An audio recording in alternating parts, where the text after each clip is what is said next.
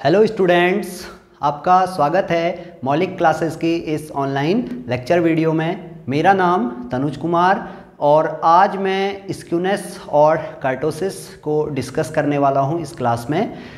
तो स्क्यूनेस और कर्टोसिस आपका मेजर्स ऑफ डिस्पर्जन में हम यूज करते हैं। डिस्पर्जन वेरिएबिलिटी जो भी डेटा सेट की है उसे मेज़र करने के लिए। तो देखिए कैसे हम स्क्यूनेस को डिफाइन करते हैं। Skewness means lack of symmetry.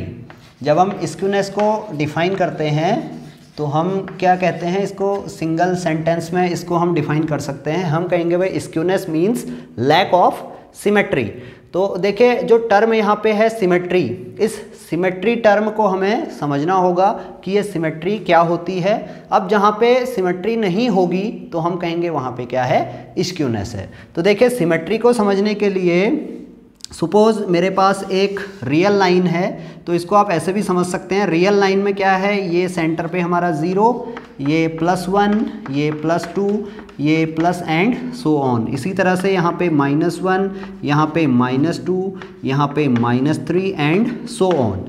तो ये एक रियल लाइन मेरे पास है। अगर इस रियल लाइन को मैं 0 के अबाउट डिवाइड करता हूँ और नंबर्स का मैग्नीट्यूड कंसिडर करता हूँ, एब्सोल्यूट वैल्यूज़ कंसिडर करता हूँ, तो ये 0 के अबाउट रियल लाइन क्या होगी, 2 इक्वल पार्ट्स में डिवाइड हो जाएगी। जितने नंबर्स मेरे इस पार्ट में होंगे इतने ही नंबर्स इस पार्ट में भी होंगे। तो मैं कह सकता हूँ भाई ये रियल लाइन क्या है, सिमेट्रिक अबाउट 0 है। इस तरह से मैं इसे डिफाइन कर सकता हूँ। तो सिमेट्री समझ में आ गई भाई क्या है, कोई भी ऐसा डिस्ट्रीब्यूशन या कोई भी ऐसा फिनोमेना, ऐसा कॉन्सेप्ट जहाँ पे क्या हो रहा है, 2 इक्वल पार्ट्स हमें मिल रहे हैं जब भी हम कोई डिवीज़न रूल अप्लाई कर रहे हैं, तो वो हमारी सिमेट्री हो गई। अब जो डिस्ट्रीब्यूशन हमारे पास होंगे, हमारे पास डेटा सीरीज है, डेटा सीरीज या हमारे पास इंडिविजुअल सीरीज होगी या फिर फ्रीक्वेंसी डिस्ट्रीब्यूशन होगा। तो देखिए जब हम फ्रीक्वेंसी डिस्ट्रीब्यूशन की बात करेंगे तो हमारे पास क्या होगा, ऑब्जर्वेशंस होंगे और उनकी करस्पॉन्डिंग फ्रीक्वेंसीज होंगी। हमारे पास ऑब्जर्वेशंस हैं और इनकी करस्पॉन्डिंग फ्रीक्वेंसीज हैं, तो ये कलेक्टिवली हम इसे कहते हैं फ्रीक्वेंसी डिस्ट्रीब्यूशन। अब इस फ्रीक्वेंसी डिस्ट्रीब्यूशन को हम क्या कर सकते हैं, अपने XY प्लेन में इसको प्लॉट कर सकते हैं। तो जब हम इसे XY प्लेन में प्लॉट करेंगे तो हमारे पास डिफरेंट कर्व्स यहाँ पे निकल के आएंगे। उन कर्व्स की स्टडी हम कर सकते हैं, या तो उनको हम इंस्पेक्शन मेथड विजुअली उनको इंस्पेक्ट कर सकते हैं, या फिर हम क्या कर सकते हैं, हमारे पास जो कोफिशिएंट हैं उन कोफिशिएंट की हेल्प से उन्हें मेज़र कर सकते हैं। तो कैसे करेंगे, देखिए सपोज हमने क्या किया, एक फ्रीक्वेंसी डिस्ट्रीब्यूशन हमें गिवन था, हमने उसमें x वैल्यूज़ को x एक्सिस के अलोंग प्लॉट किया और उनकी करस्पॉन्डिंग फ्रीक्वेंसीज़ को y एक्सिस के अलोंग प्लॉट किया। तो सपोज करिए हमारे पास एक इस तरह का कर्व निकल के आया। तो ये कर्व देखिए जब हम इसको सेंटर से डिवाइड करेंगे तो ये क्या होगा, 2 इक्वल पार्ट्स में डिवाइड होगा। तो हम कहेंगे ये डिस्ट्रीब्यूशन हमारा क्या है, एक सिमेट्रिक डिस्ट्रीब्यूशन है। तो ये डिस्ट्रीब्यूशन हमारा क्या हो जाएगा, एक सिमेट्रिक डिस्ट्रीब्यूशन होगा, क्योंकि इसमें क्या है, सिमेट्री है। जब इसे हम सेंटर से डिवाइड कर रहे हैं तो ये 2 इक्वल पार्ट्स में डिवाइड होगा। इक्वल पार्ट्स में डिवाइड होने का मतलब है जितना डेटा हमारा इस पार्ट में होगा इतना ही डेटा इस पार्ट में भी लाई करेगा। तो इस तरह से सिमेट्री हमने डिफाइन कर ली। अब वो फ्रीक्वेंसी डिस्ट्रीब्यूशन जहाँ पे सिमेट्री नहीं होगी, यानी जब हम उसे सेंटर से डिवाइड करेंगे तो वो 2 इक्वल पार्ट्स में डिवाइड नहीं होगा, तो हम कहेंगे वो डिस्ट्रीब्यूशन क्या है, हमारा एक स्क्यूड डिस्ट्रीब्यूशन है। तो स्क्यूनेस बेसिकली 2 तरह की हो सकती है, पहला पॉजिटिव स्क्यूनेस और दूसरा नेगेटिव स्क्यूनेस। तो सिमेट्री, पॉजिटिव स्क्यूनेस और नेगेटिव स्क्यूनेस क्या होती है, ये हम इस क्लास में डिस्कस करेंगे। तो जब भी हमें पता करना होता है हमारा डिस्ट्रीब्यूशन सिमेट्रिक है या पॉजिटिवली स्क्यूड है या फिर नेगेटिवली स्क्यूड है, तो उसे चेक करने के लिए हमारे पास बहुत सारे मेथड होते हैं। तो पहला मेथड तो हमारा यही है, ग्राफिकल मेथड हम इसे कहेंगे। इसमें हम क्या करेंगे, एक ग्राफ प्रिपेयर करेंगे फ्रीक्वेंसी डिस्ट्रीब्यूशन के लिए, फिर उस ग्राफ को विजुअली इंस्पेक्ट कर लेंगे कि वो भाई जब हम उसको सेंटर से डिवाइड कर रहे हैं तो क्या वो इक्वल पार्ट्स में डिवाइड हो रहा है, अगर नहीं हो रहा है तो वो पॉजिटिवली स्क्यूड या फिर नेगेटिवली स्क्यूड। अब दूसरा मेथड है हमारे पास जहाँ पे हम मैथमेटिकल कैलकुलेशंस करेंगे, तो उसको निकालने के लिए हम कोफिशिएंट ऑफ स्क्यूनेस का यूज करते हैं। तो कोफिशिएंट ऑफ स्क्यूनेस हम यहाँ पे डिस्कस करते हैं। तो पहला जो कोफिशिएंट है वो कहलाता है Karl Pearson's coefficient of skewness. Karl Pearson coefficient, Karl Pearson's coefficient हम यहाँ पे डिफाइन करते हैं एस के से। S stands for skewness, K stands for Karl. तो एस के हो गया Karl Pearson coefficient of skewness. तो कार्ल पियर्सन ने इसे डिफाइन किया था mean minus mode, mean minus mode divided by standard deviation. तो ये कैलकुलेशन जब हम अप्लाई करेंगे तो हमें स्क्यूनेस पता चल जाएगी कि हमारा डिस्ट्रीब्यूशन में स्क्यूनेस 0 है, मीन्स वो सिमेट्रिक है, या वो पॉजिटिव है या फिर नेगेटिव है। तो देखिए ये एस क्यू की वैल्यूज़ क्या क्या हो सकती हैं। एस क्यू हमारा 0 हो सकता है। जब एस क्यू 0 होगा तो हम कहेंगे हमारा डिस्ट्रीब्यूशन क्या है, सिमेट्रिक है। इसी तरह से अगर ये एस के ग्रेटर देन 0 है तो हम कहेंगे हमारा डिस्ट्रीब्यूशन पॉजिटिवली स्क्यूड है। अब ये पॉजिटिवली स्क्यूड क्या होता है ये अभी हम डिस्कस करते हैं। इसी तरह से एस क्यू हमारा लेस देन 0 है तो इस केस में जो डिस्ट्रीब्यूशन होगा वो हमारा नेगेटिवली स्क्यूड डिस्ट्रीब्यूशन होगा।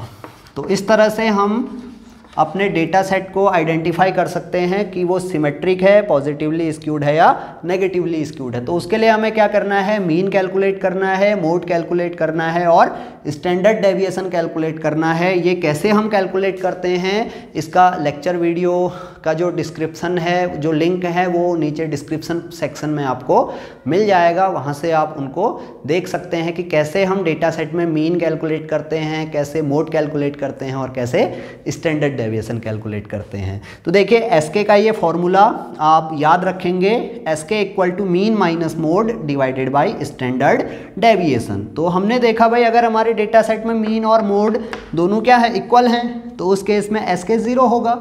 इसी तरह से अगर मीन हमारा मोड से बड़ी क्वांटिटी है तो एसके पॉजिटिव हो जाएगा, मीन अगर मोड से छोटी क्वांटिटी है तो एसके नेगेटिव होगा ना। अब स्टैंडर्ड डेविएशन हमें पता है ये हमेशा क्या होगा, ग्रेटर देन और इक्वल टू 0 होगा। S D is always greater than और इक्वल टू 0। स्टैंडर्ड डेविएशन की वैल्यू या तो 0 होगी या फिर पॉजिटिव होगी, ये नेगेटिव नहीं हो सकता है। तो इसके बेसिस पे हम अपने फ्रीक्वेंसी डिस्ट्रीब्यूशन को आइडेंटिफाई कर सकते हैं कि वो डिस्ट्रीब्यूशन हमारा सिमेट्रिक है, पॉजिटिवली स्क्यूड है या नेगेटिवली स्क्यूड है। अब इस फॉर्मूले की भी एक लिमिटेशन है। क्या लिमिटेशन है, देखिए भाई हम कह रहे हैं भाई ये क्या है, मीन माइनस मोड है। तो कभी कभी क्या होता है जब हम मोड कैलकुलेट करते हैं तो हमारे पास 2 मोड आ जाते हैं जिसको हम बाईमोडल डिस्ट्रीब्यूशन कहते हैं। वहाँ पे हम कहेंगे मोड हमारा क्या है, इल डिफाइंड है। तो उस केस में ये कोफिशिएंट हमारा चेंज हो जाएगा। उस केस में हम क्या करेंगे, हम यहाँ पे इसको चेंज करेंगे और ये वैल्यू ले लेंगे 3 into mean minus median divided by standard deviation. तो हमने क्या किया, जहाँ पे हमारा मोड इल डिफाइंड है उस केस में हमने ये फॉर्मूला यूज किया 3 mean minus 3 median divided by standard deviation. तो ये कब यूज होगा, जब हमारा मोड इल डिफाइंड होगा। तो इस तरह से हम यहाँ पे कंडीशन यही रहेगी, एसके की वैल्यू 0 है तो डिस्ट्रीब्यूशन हमारा सिमेट्रिक है, एसके की वैल्यू ग्रेटर देन 0 है तो पॉजिटिवली स्क्यूड है, एसके की वैल्यू लेस देन 0 है तो नेगेटिवली स्क्यूड है। तो ये हो गया कार्ल पियर्सन कोफिशिएंट एसके। इसी तरह से सेकंड जो हम यहाँ पे डिफाइन करते हैं वो है हमारा कोफिशिएंट ऑफ स्क्यूनेस। तो वो भी हमारा कार्ल पियर्सन ने ही डेवलप किया है। उसको हम यहाँ पे नाम कहते हैं उसका बीटा 1। तो ये बीटा वन क्या होता है, इसको जो फॉर्मूला इसका है beta one equal to mu three square divided by mu two cube. अब ये म्यू थ्री हमारा थर्ड सेंट्रल मोमेंट है और म्यू टू हमारा सेकंड सेंट्रल मोमेंट है, और हमें पता है सेकंड सेंट्रल मोमेंट हमारा वेरिएंस होता है। तो ये बीटा वन क्या है, कैसे हम इसे कैलकुलेट करते हैं, म्यू थ्री क्या है, म्यू टू क्या है, इस पर भी हमने एक लेक्चर वीडियो बनाया हुआ है।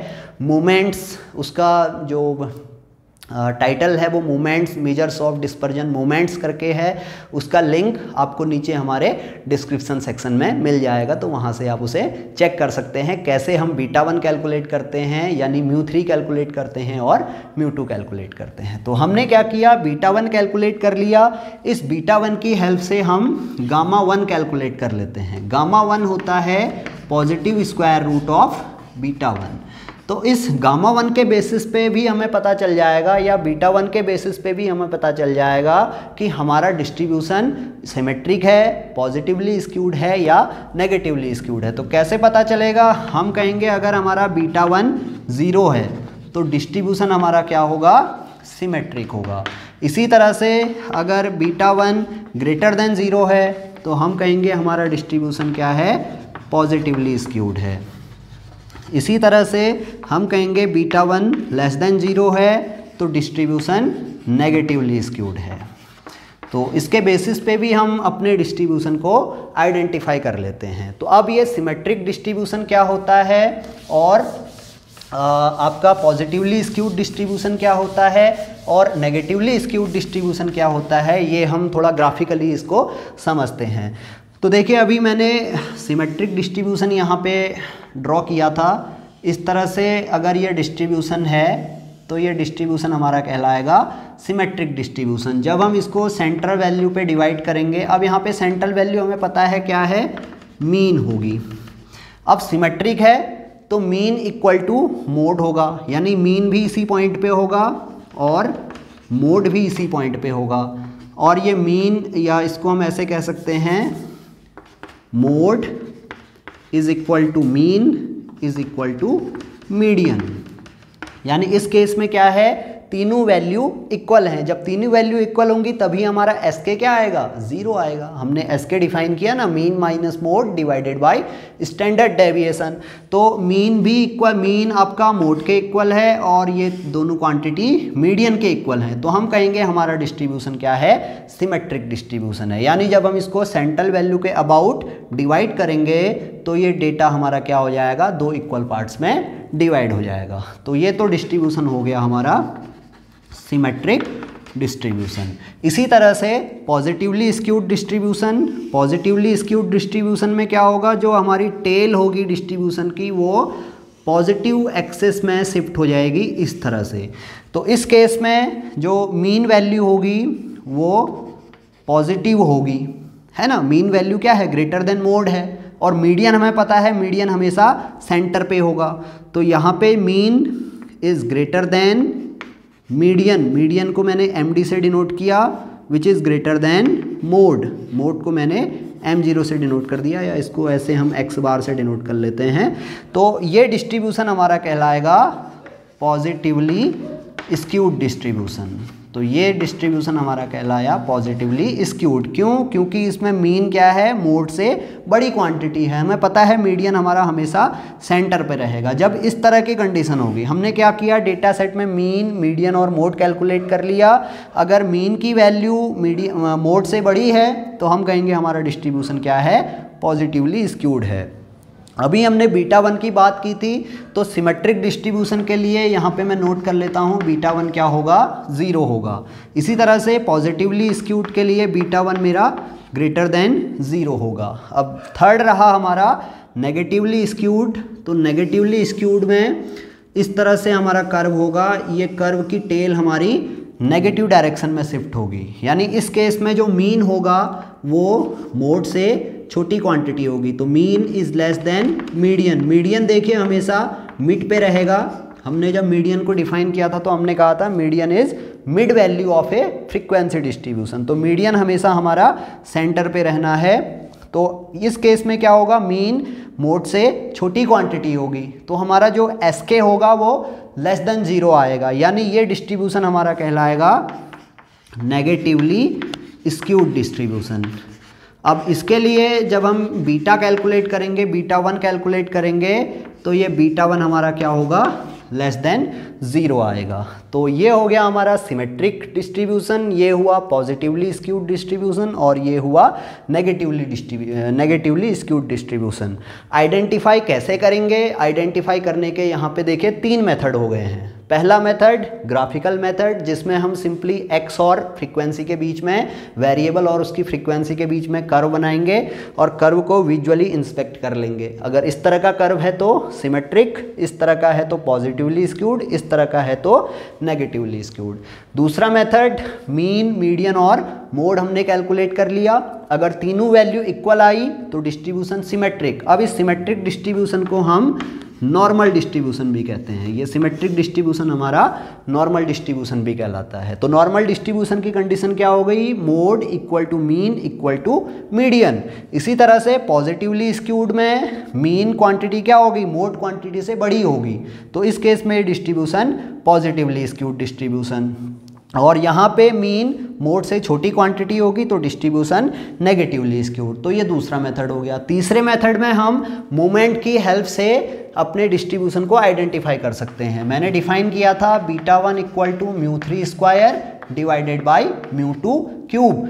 तो ये मोमेंट्स हो गए हमारे, इनकी हेल्प से हम क्या कर सकते हैं, डेटा को आइडेंटिफाई कर सकते हैं। अगर बीटा 1 0 है तो सिमेट्रिक या नॉर्मल डिस्ट्रीब्यूशन, बीटा 1 अगर ग्रेटर देन 0 है तो positively skewed distribution, beta 1 less than 0 है तो फिर नेगेटिवली स्क्यूड डिस्ट्रीब्यूशन। तो ये तो कॉन्सेप्ट हो गया स्क्यूनेस का।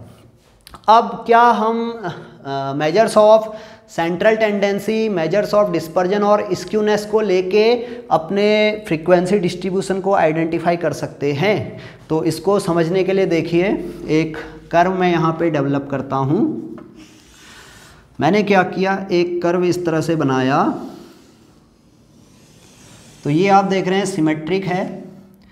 इसी तरह से दूसरा कर्व मैं बना रहा हूँ,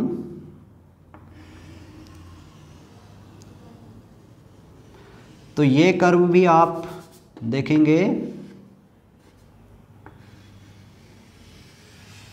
सिमेट्रिक है। और इसी तरह से एक तीसरा कर्व मैंने बनाया, तो ये कर्व भी मेरा क्या है, सिमेट्रिक है। सिमेट्रिक मीन्स जब मैं इन दोनों को सेंटर से डिवाइड करूंगा तो ये 2 इक्वल पार्ट्स में डिवाइड हो जाएगा। तो मैंने क्या किया, 3 तरह के कर्व यहाँ पे बना दिए। अब आप देख रहे हैं इसमें ये कर्व मेरा क्या है, बहुत इंटेंस है, इसकी पीक बहुत इंटेंस है, इसकी पीक ना ही ज़्यादा इंटेंस है ना ही ज़्यादा फ्लैट है, और इस कर्व की पीक एकदम से फ्लैट हो गई है। लेकिन तीनों डिस्ट्रीब्यूशन क्या है, यहाँ पे सिमेट्रिक है। तो मैं सिमेट्रिक डिस्ट्रीब्यूशन को इस तरह से रिप्रेजेंट कर सकता हूँ। तो जब मुझे यहाँ पे सिमेट्रिक डिस्ट्रीब्यूशन को आइडेंटिफाई करना होगा कि वो डिस्ट्रीब्यूशन की पीक इंटेंस है, फ्लैट है या फिर नॉर्मल है। नॉर्मल मीन्स ना वो इंटेंस है ना ही फ्लैट है। तो उसके लिए मैं यूज करता हूँ टर्म कर्टोसिस। तो kurtosis means peakedness, kurtosis means peakedness of a symmetric curve.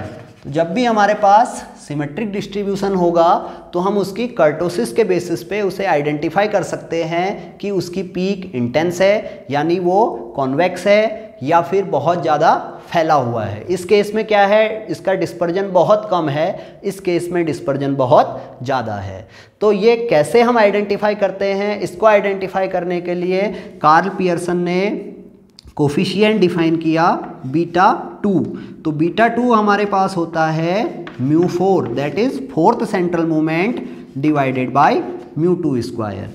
तो इस क्वांटिटी के बेसिस पे, या इसी को हम जब गामा 2 की फॉर्म में लिखते हैं तो गामा 2 हमारा होता है बीटा 2 माइनस 3। तो इन दोनों की फॉर्म में हम क्या कर सकते हैं, अपने फ्रीक्वेंसी डिस्ट्रीब्यूशन को आइडेंटिफाई कर सकते हैं कि उसकी पीक इंटेंस है, फ्लैट है या फिर नॉर्मल है। तो जब बीटा 2 हमारा 3 के इक्वल होगा, यानी गामा 2 हमारा क्या होगा, 0 होगा, तो उस केस में हम कहेंगे हमारा जो डिस्ट्रीब्यूशन है वो क्या है, नॉर्मल है, या इस नॉर्मल के लिए एक टर्म हम यहाँ पे यूज करते हैं, ये कर्व क्या है, मीजोकर्टिक है।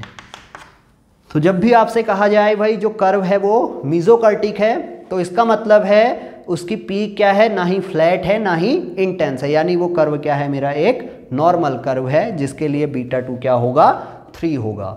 इसी तरह से जब बीटा 2 ग्रेटर देन 3 होगा तो ये इंप्लाई करेगा गामा 2 हमारा क्या होगा, पॉजिटिव क्वांटिटी होगी। तो इस केस में जो कर्व होगा वो इंटेंस हो जाएगा, उसकी पीक इंटेंस होगी, तो हम कहेंगे ये कर्व क्या है, हमारा लेप्टोकर्टिक कर्व है।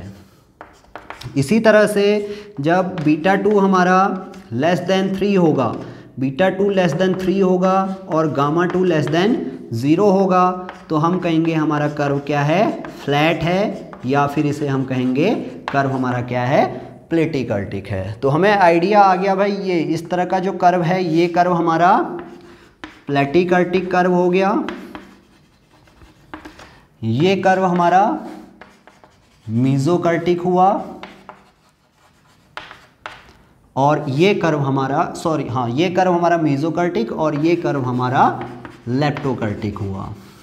अब तीनों की कंडीशन भी हमें पता चल गई, नॉर्मल कर्व है या मीजोकर्टिक कर्व है तो उसके लिए बीटा 2 3 होगा, लेप्टोकर्टिक है तो बीटा 2 ग्रेटर देन 3 होगा, प्लेटिकर्टिक है तो बीटा 2 लेस देन 3 होगा। तो जब कर्व हमारा लेप्टोकर्टिक होगा तो वहाँ पे डिस्पर्जन बहुत कम होगा, जब नॉर्मल होगा तो डिस्पर्जन थोड़ा ज़्यादा होगा, और जब प्लेटिकर्टिक होगा तो वहाँ पे डिस्पर्जन वेरिएबिलिटी बहुत ज़्यादा होगी, और जो प्लेटिकर्टिक कर्व होता है उसमें एक्सट्रीम ऑब्जर्वेशंस या हम कहें आउटलायर्स बहुत ज़्यादा होते हैं। तो इस तरह से हम अपने डिस्पर्जन को मेज़र कर सकते हैं। इस मेथड से भी हम डेटा के डिस्पर्जन, डेटा की वेरिएबिलिटी को मेज़र कर सकते हैं। पहला मेज़र स्क्यूनेस, दूसरा कर्टोसिस।